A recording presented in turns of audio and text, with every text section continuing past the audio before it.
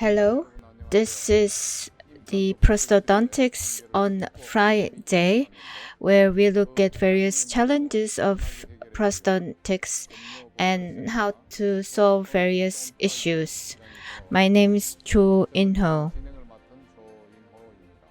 In today's lecture, we are going to look at one of the top 5 hot issues related to implants, and we will listen to the lecture delivered by Dr. Song Mo-kyung.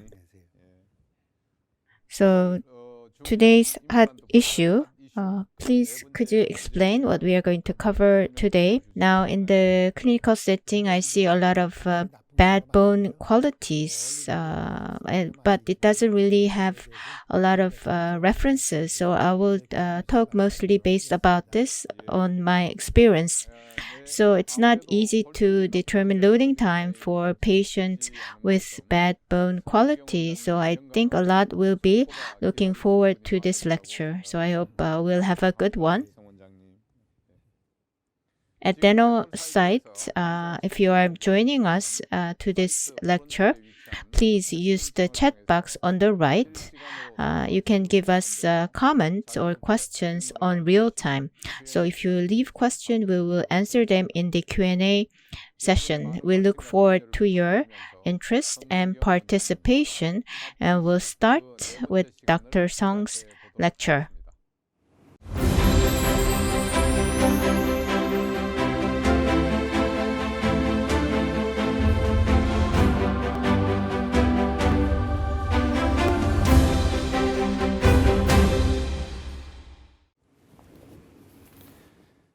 Thank you very much. I'm Song Mo-kyung from Mokdong Bubu Dental Clinic. Thank you for a nice introduction. It's been more than 10 years since I got to know about the Osstem implant people. So it's nice to be here to give you this lecture. So I'm going to talk about determining loading time for a patient with bad bone quality and how to apply Osstem mentor in the clinical setting. So I'm going to talk a bit fast because I don't have much time for this lecture. So anyway, early loading or immediate loading, there's a lot of research done in early 2000s. Its manufacturer had their own unique surface. So they said theirs was better for early loading. So there was a lot of literature written about this in early 2000. And if you see classification, it has changed throughout the times. I think what's the classification 2013 is about the right one. So if it's earlier than early loading, it was immediate loading, and if it was later than, we use the term delayed loading, but you also use the term conventional loading, and what is later than that, it's called delayed loading. But you see patient with really bad bone quality, and what to do with these patients. I didn't have a lot of reference, so you start to look at various empirical evidences, which resulted in a lot of trials and errors. There are a lot of complications in implant dentistry, and most of you would think there are two types of complication, biological and prosthetic failure, but I do believe there's another category, what I call physiological consequence. So this is what we didn't experience with natural teeth restoration, but only with the implant. Like there's a food impaction due to contact loss. It happens a lot of times. And another consequence would be on the posterior side, you had a good occlusion in the beginning, but after 3-4 months later, there's a disocclusion. And it also happens a lot. And these type of things, if you don't classify separately and put it as another failure, then it's as if the dentist did something wrong. So it's classified as two failures and another classification or group of physiological consequences. Now, for biological failures, there is a failure in osseointegration, and what is frequently happening here is due to surgical procedure. But I do believe early loading also is related to failure in osseointegration. patient. But the clinical setting, it's clinical setting. You are not dealing with machine. Same treatment sometimes gets you to different results. So there is a lot of variability due to host response. So I thought this was be easy case. So, but sometimes it's really complicated, or it could be the other way around. You thought this would be tricky, but you find it has a good result. So you always think that the things might not work out as you had expected. So the host response you can see in terms of changes in the extraction socket. This is patient about 10 years ago. 2 were extracted 5 months later. On X-ray, you see a bit of radiolucency. So there is expectation after 5 months. If an X-ray is like that, you think socket would have healed. But if you look at this photo, the mesiodistal root is still very much exposed, and the socket has not really healed here. So it's a very healthy male 46-year-old patient, but there was not much of a healing. So you will be surprised. So in terms of socket healing, there's a lot of recent studies, but this is old study, but I think this gives us the basic information. There's a soft tissue after extraction. After 3 weeks, what you see is woven bones start to be formed, and after 6 weeks, it's all filled with woven bones. If you look at this study closely, there's a lot of studies that has the 6 weeks as a kind of cutoff point, because that's when you start to have a lot of wooden bone. And after 4 months, you would think the socket would have healed. Not so in actual reality. So if there's a fractured, there could be periodontitis that leads to extraction. So in 2008, Dr. An of Gyeongbuk National University did a good study, compared extraction versus healing. So he looked at the healthy socket and those suffering from periodontitis. And here, looking at the time, number of weeks, and on this side, how much the bone has filled. And about 50% how much time it took. If it's fresh wound, about 2 months later, the bone has filled by about half. But if there is periodontitis, then it's times more. After 4 months, only half has been filled.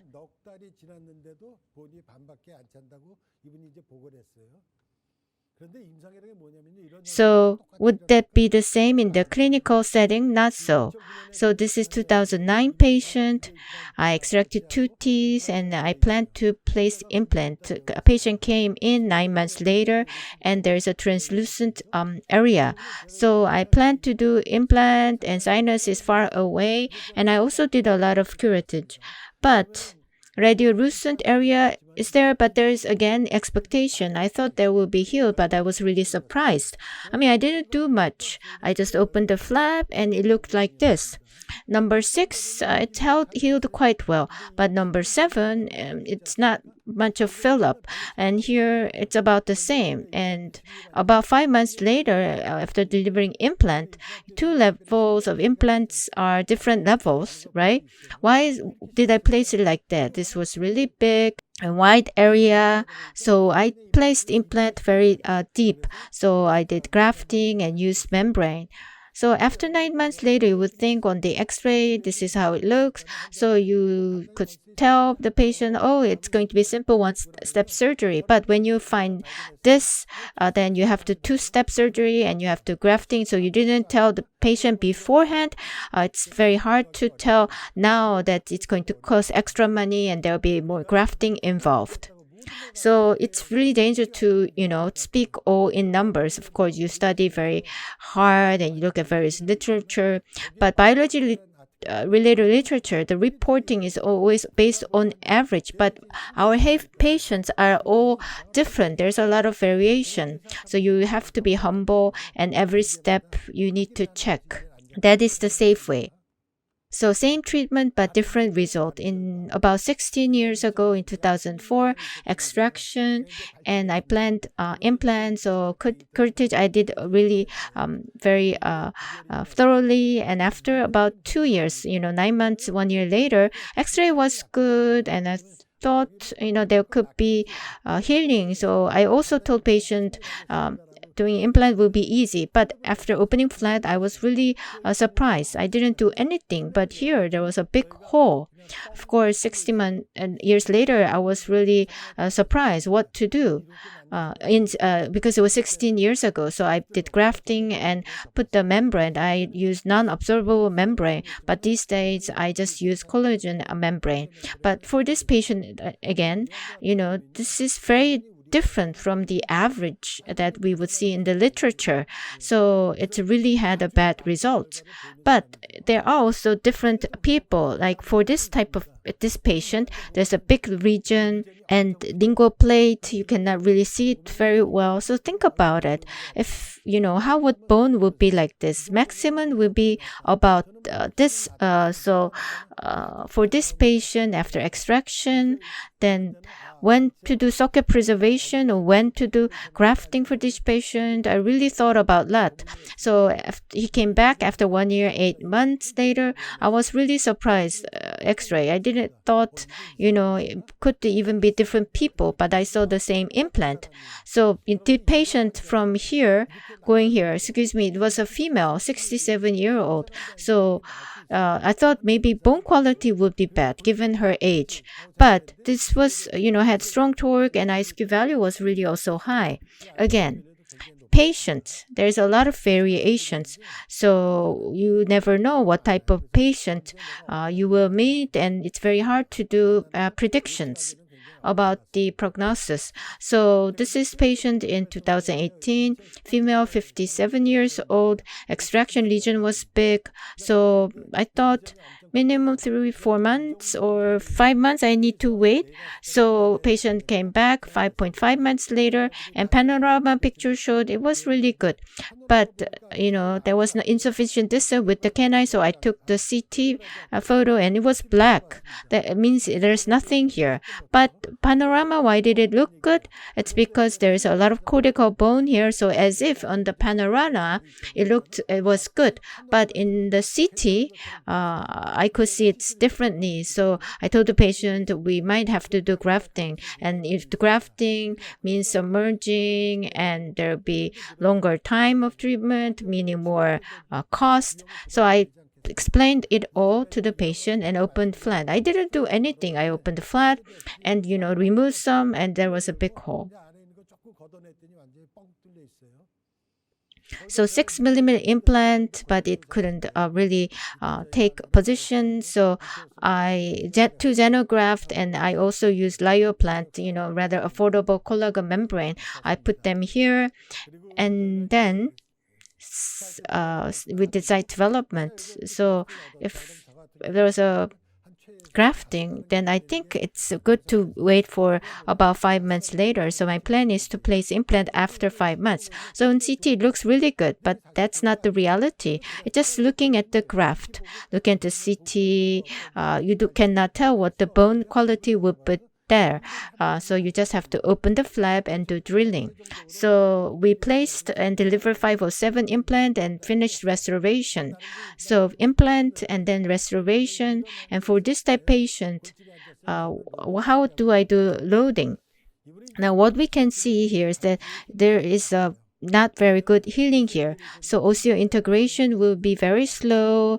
And when we do restoration, we have to see the whole picture. There's no number 7, and the peritoneum is here really bad. Restoration here, then where to place?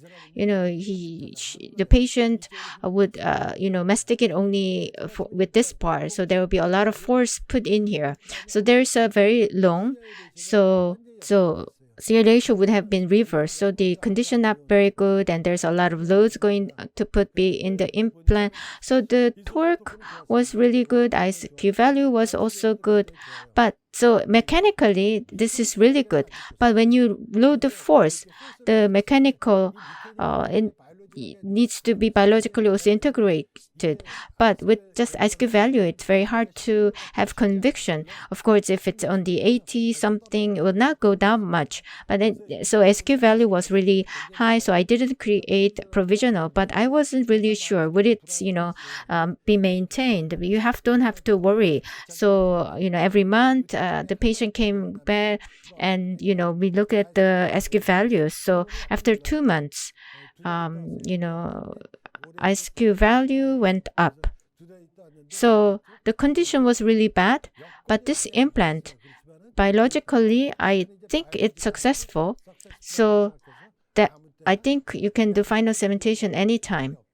So if the response is different, then this will be the protocol. So if the bone quality is bad after implant placement, these are the 4 things you can use in terms of tools. So if the primary stability is good, insertion torque is good, then you could do, they say, early loading.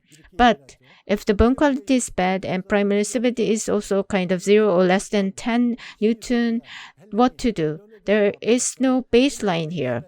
So because there is no baseline here, you don't know when or to start. So then you do torque test a lot, but there could be error with the torque test. So this patient extraction, we want to place 3 implants. But if you look at this tooth, there's a big region, and on the X-ray it will be like this. So compared to what the previous implant, there with no bone here, so we placed the implant a bit deep by about 2 millimeters. So primary stability, where it's coming only from here. And here, if you look at this photo, there's nothing here. It's like, just one flag in a very big stadium.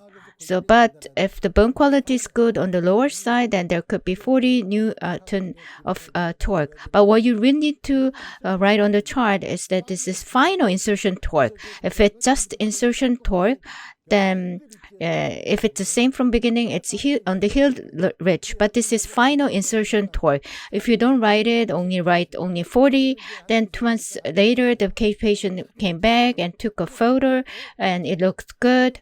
You think, second surgery might be viable. So you do the second surgery and you could create prosthesis. But the photo here is only immediately after placement. Would it change after 3 months? No, because depending on how you graft, I use a kind of genograft, but in the X-ray, it always looks about the same. So only by X-ray you cannot tell. Just looking at this thing, link abutment, tighten with 30 Newtons, what would happen? I believe for this implant, whenever you tighten by 30 Newton, it will not move, because in the beginning, only 2 millimeters, but you put in 40 Newtons. So with this tightening of abutment here, it will not move. And this implant is actually very loose. So 2 or 3 months, would you load with this?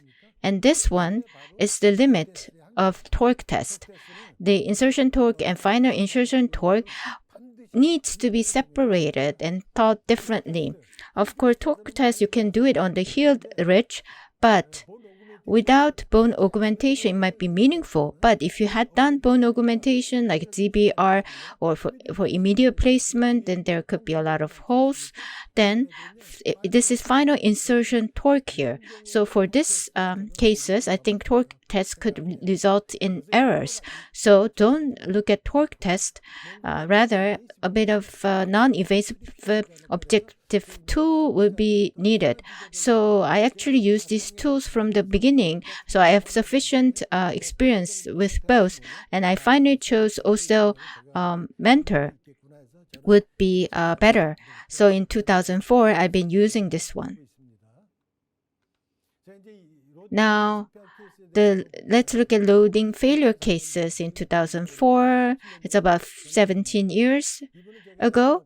So the lateral approach placed implant on the X-ray. This is, before digital time, so the image quality is not that good. But if you look here, I delivered laterally implant, it looks it's positioned well. But actually in the sinus graft, there was a tearing. So with the collagen membrane, I created a sealing and did a grafting and finished. And then about 4 months later, patient came back, and in the first surgery, he lived close to my clinic, but then he moved and took about 2-3 hours to come to my clinic, so he couldn't come as frequent.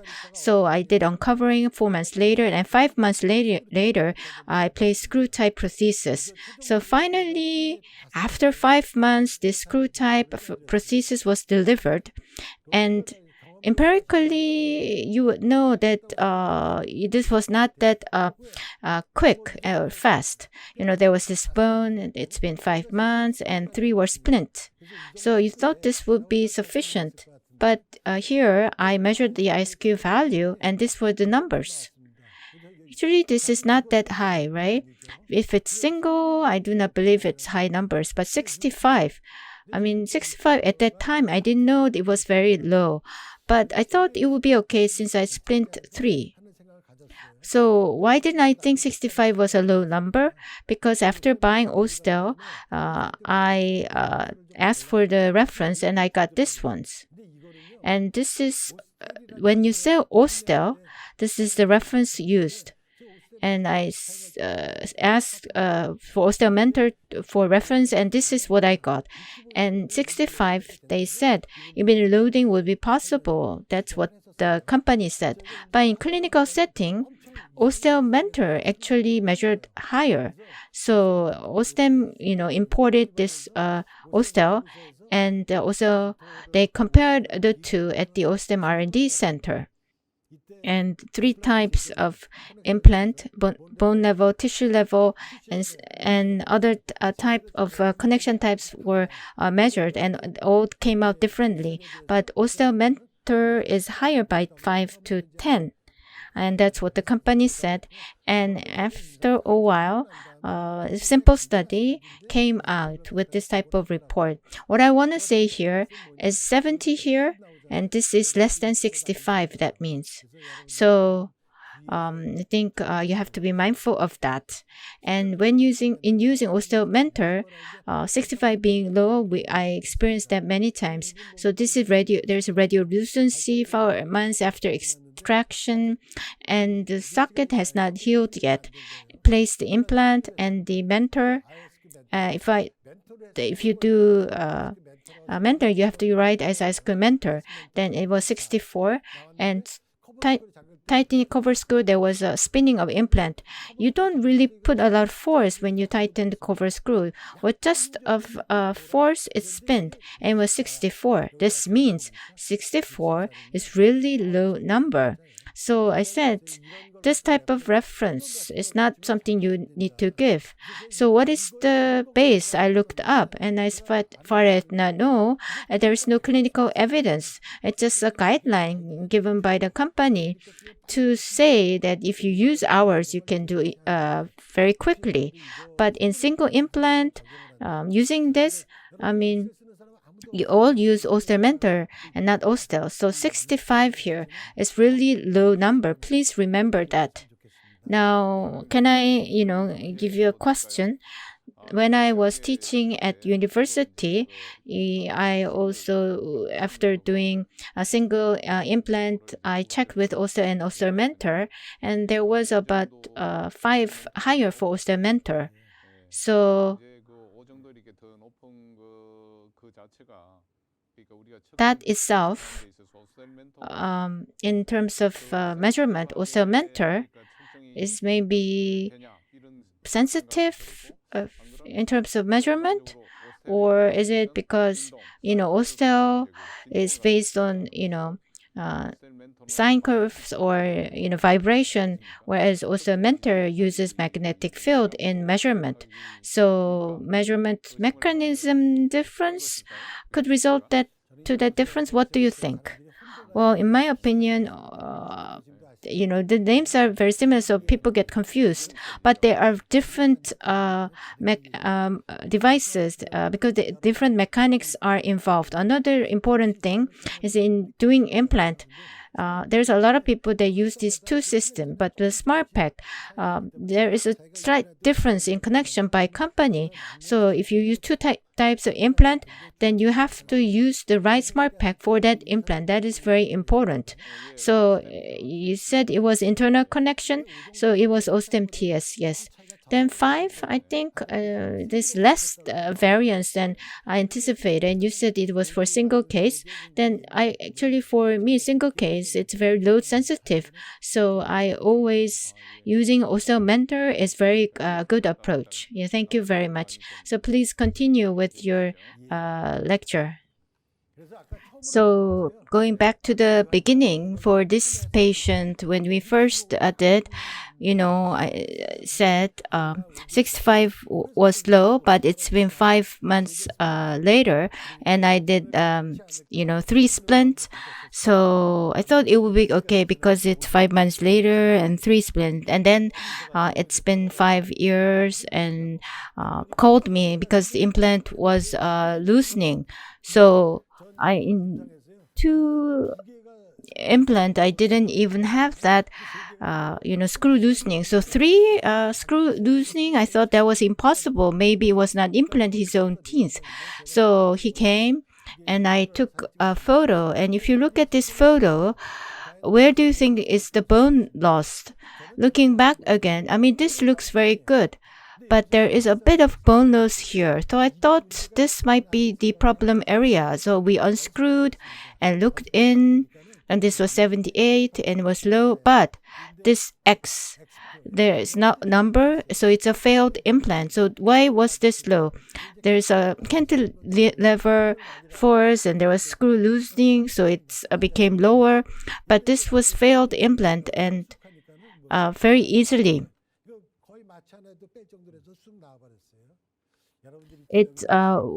I could take it out. So on X-ray, there's no bone resorption. It looks as if there is no bone resorption. So this is one typical slide of loading failure. Of course, in terms of early loading, because there is a peri-implantitis, sometimes it results in a big fracture, but this looked very normal. So I was really surprised and shocked. So what I did was I placed another implant, and luckily I had done sinus graft and it was stayed intact here. So nose blow was negative. So there was no opening. So we did deliver another implant. But if I had to do it again now, then I would wait 2 months after cured and after removing the implant. But he came from so far away, so we never placed another implant. So the first assumption I had, or hypothesis, it would be okay because it's been 5 months later and there are 3 splints, so it would be okay. If the bone quality is wrong, I was wrong. So if it's really weak, if there's a splint, it would be not safe. So I no longer do that in my clinical setting. So in 3 splinted, then it's safer to do early loading. But this is another failure case, a single, so you cannot have a failure case. So when you do measurement, buccal measure, and we also measure lingually, but mostly if you look at buccal and measures always is a bit higher. So we always think about the average.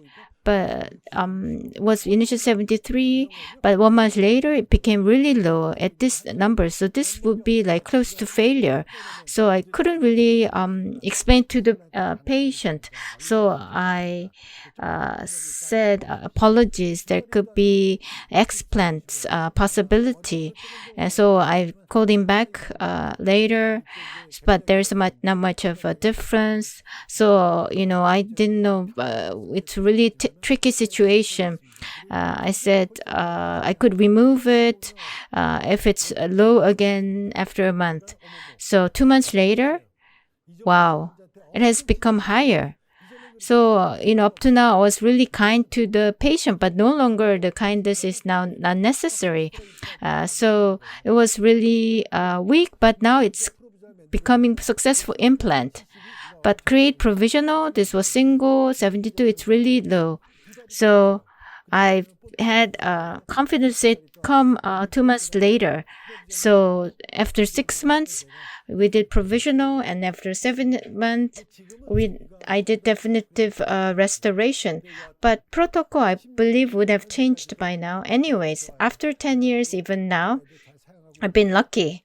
So it's used, it's functional. But what I want to say, if you have a weak one, then it's better to wait for a long time. In the clinical setting, there's always something that happens unpredictably and unexpected.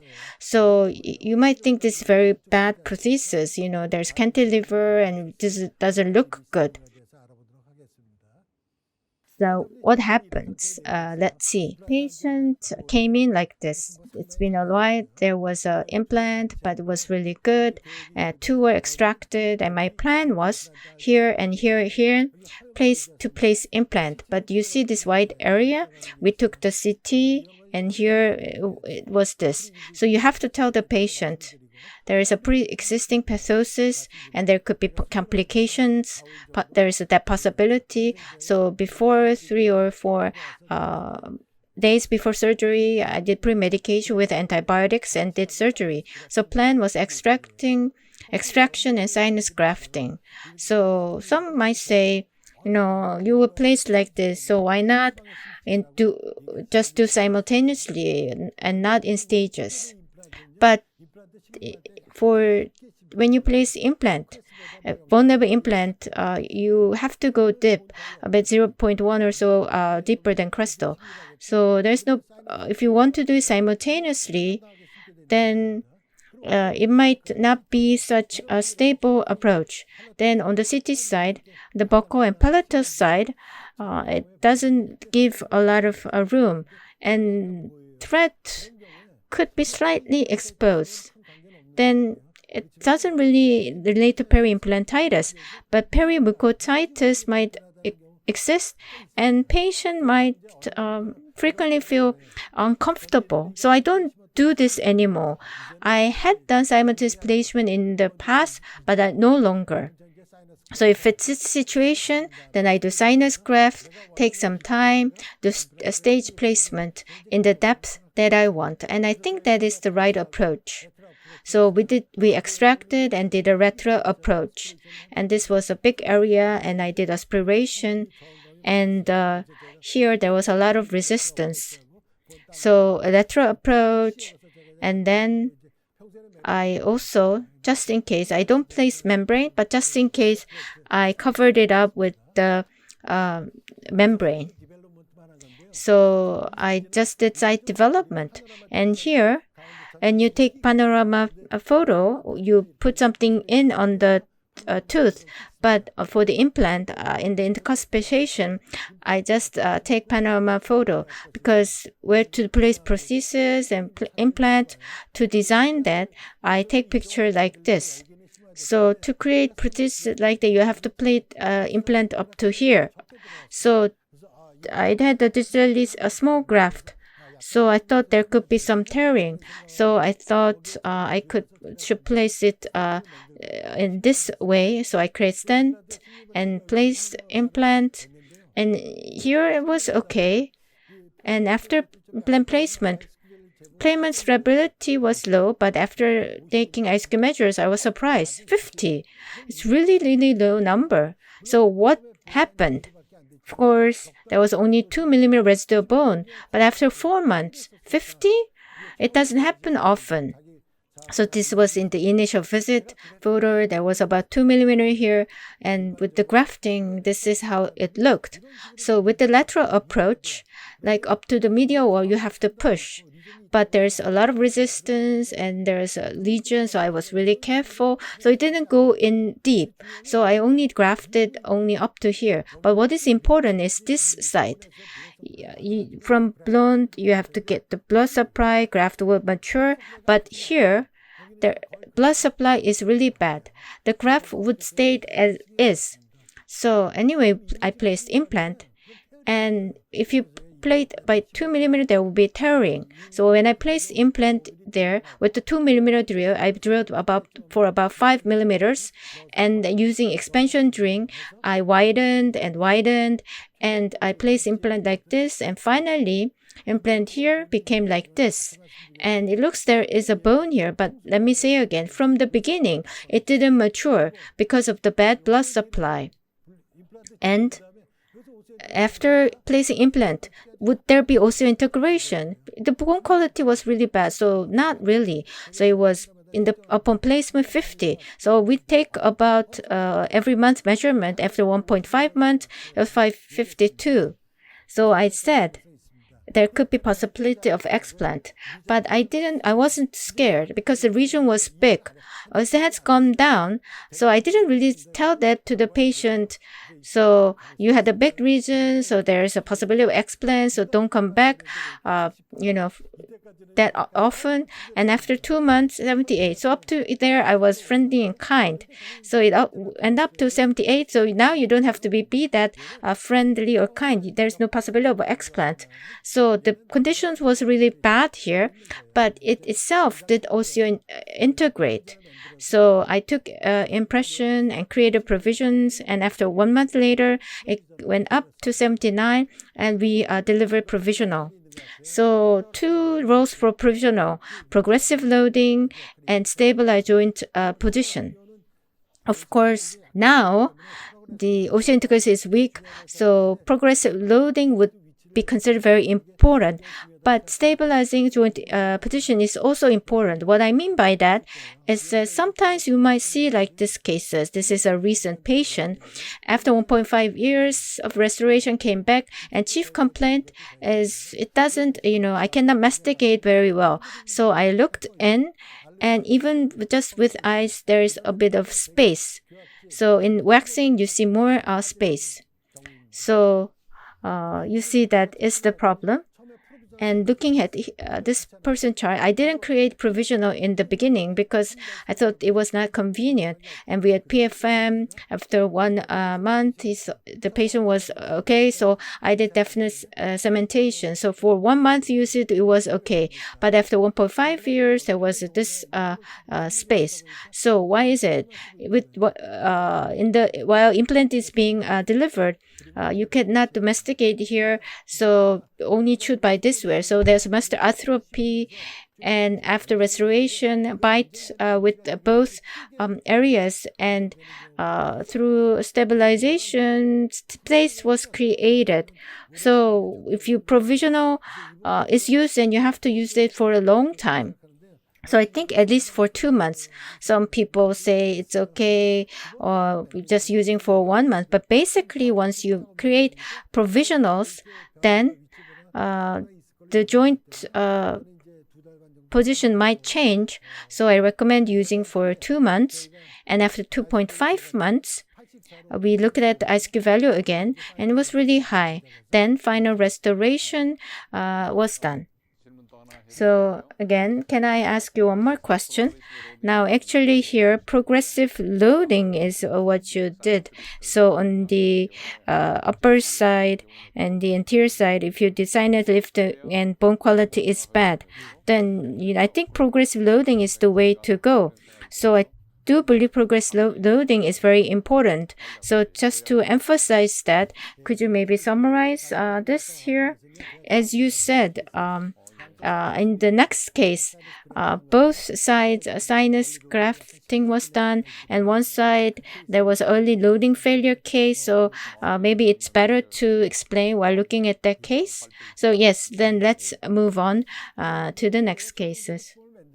So finally, I did final restoration, and your process is not really good. In the beginning, I placed implant in the wrong position with the bad grafting. That's why looking at that, the CRG was so bad, and there was cantilever. So where would he chew? Through this side, because there's missing 7 and number 6. The periostation not really good. So once this was delivered, he would chew from the left side. Then with the provisional, and metal contact, it's really a different level. So in final restoration, this is number 6. So ocular table was reduced for the reduced load, and the cause of inclination, I made it flat. So then this mechanically was it good, but would it, hold? So after 1 month, I looked at it again, and the SQ value went up. So for this, biologically, I think it will be okay. So like this, if you have this type of cases, sometimes I'm concerned. But if you don't measure, then after everything delivered, if the patient calls you, then you feel really nervous and don't know what to expect. But at every step, if you check, then you have confidence in your treatment. And when you talk with the patient, you can say it with confidence. And if there's a challenge, problem in between, patient understand because you have been upfront with the patient. So you can have more, you have a better treatment, and the rapport with the patient would also be good. Another case, some surprise case again. So if you look at that, there's caries, so it doesn't look good, so extracted, and 2 implant placement was the plan. And I planned for immediate placement, and it was really low, and sinus graft was the plan. And here, there's 2 close to bottom. So crystal approach, sometimes you do that. So I also did that too. But here, after crystal approach, took x-ray, I think I did really well. So afterwards, taking panorama photo from here to there, you think you did really a good job. But with the CT, this was the situation, same as the before case. As you know very well, crystal approach, you cannot set the direction of the graft. Lateral approach, you can, set the direction. But with the crystal approach, if you do grafting, you don't know which way, you cannot determine the direction you're going. So when you place implant, the bone quality is bad, and this area, SQ value is bad, and the healing will be slow. And if you've seen this, then the determined loading time, you have to be really cautious, especially if you do sinus graft by crystal approach, then you have to check with CT. Now, you might ask this question. Implant surface now become better, so initial stability, even if 0, there will be good osseointegration. So, is it stage approach now really necessary? Well, I've had also doubt in the past, but, for single and multiple cases, I'll talk more about that in the next lecture. Thank you very much.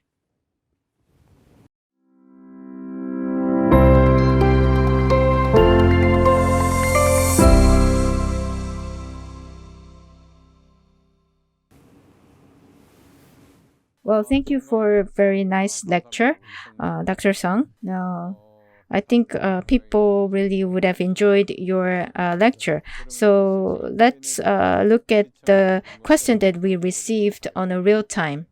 So Aaron, it was really good to listen to your lecture, Dr. Sung. It's been a while. Then due to time constraints, let's jump into the question. Now, listening to the lecture, in classifying the bone quality, Lecombe and JARB classification was used a lot. So D1 to D4 classification, I believe, can be very subjective. In bone quality assessment, isn't there more objective assessment method? It was question posed by Nicola. So classification, yes. When you do see the patient, you would know. Same patient, but depending on the doctor, there could be different classification involved. So I don't really think classification is that important. What I want to say is that D1 is the worst case. I think D4 is much better. D1, drilling protocol is different, and depending on which implant, sometimes it doesn't go well. So D1 bone, I think, is the worst in the clinical setting. So D4, there's yes challenges, but if I do like me in staged approach, but I think it can be overcome. Yes, thank you very much. Then Another question. Yes, with idea of Michiru, traditionally when you measure safety or stability, perio test and Osstem mentor, I do believe is used frequently. So how is the measurement different by the two systems, and which one, Dr. Song, do you prefer? Now, as I said in the beginning, perio test, and I think there was some improvement of perio test, and there was also mentor when I started to use in the beginning, and I used both, and then I went with the mentor. I'll explain more about in my next lecture. A perio test, as you know, depending on the measurer, there's a lot of variance. So you cannot ask, your staff to do it. So it's really inconvenient. So Osstem, whoever does the measurement, there's consistency. So another person measuring it, I can trust. So if you have to let other people do that, it's better to use the mentor. And Osstem mentor is also there that trust. And I think perio test concern is that if there's a bad bone quality on the upper side, and it's sometimes scary to actually check on it. So rather than perio test, I think Osstem mentor is much better. On that note, that's what they say if you don't want a perio test. But if bone quality is that bad, you do two-stage surgery, right? So with the perio test implant broke, then I think that's not really good. So those would prefer perio test. They said if you want to do measure with also mentor, you put in smart pack and put that out, and the implant came out again. That also does not mean 4 Newton and implant also came out, and surgery was there was something wrong with the surgery. So I think that's not a fair statement. It's two extreme examples. Well, due to time constraint, we will end Q&A here. And in part 2, we will talk more about the loading time of patient with the bone quality. So in the next Friday, we will look forward to another excellent lecture by you, Dr. Sun, right? Well, I hope that you will not have high expectations, but we will have high expectations. You are such an excellent lecturer. Anyways, thank you very much for the interesting lecture, and we look forward to seeing you next time. Thank you very much. Well, I hope you enjoyed this Friday lecture series. If there was any question we did not answer, please, we will do so through our website. And please look forward to this part 2 of this lecture. And with that, I'd like to close this lecture. Thank you very much.